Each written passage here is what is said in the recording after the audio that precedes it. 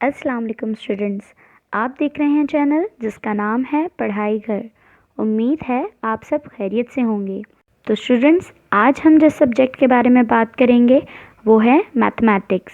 और मैथमेटिक्स में हम जिस टॉपिक के बारे में बात करेंगे वो है मैट्रिक्स। तो स्टूडेंट्स, आज हम जानेंगे कि मैट्रिक्स क्या होती हैं और मैट्रिक्स को हम किस तरीके से रिप्रेजेंट करते हैं, किस तरीके से लिखते हैं और किस तरीके से रीड करते हैं। तो चलिए चलते हैं अपनी डिस्कशन की जानिब। पढ़ाई घर में खुशामदीद।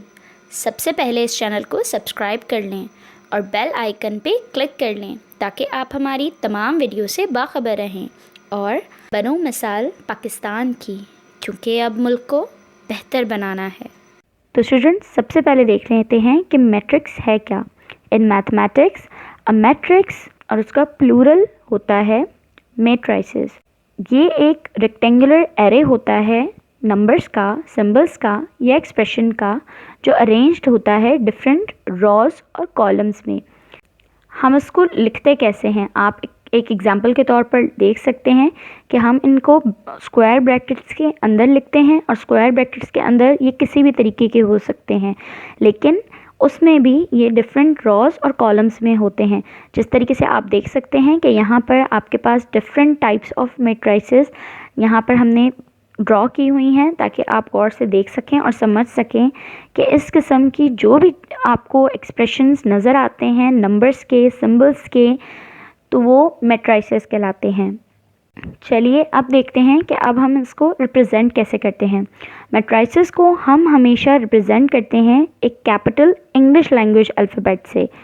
आप जिस तरीके से स्क्रीन पर देख सकते हैं कि हमने डिफरेंट मैट्रिसेस को जो डिफरेंट रॉज और कॉलम्स में हैं उनको हमने डिफरेंट इंग्लिश अल्फ़ाबेट से रिप्रेजेंट किया हुआ है।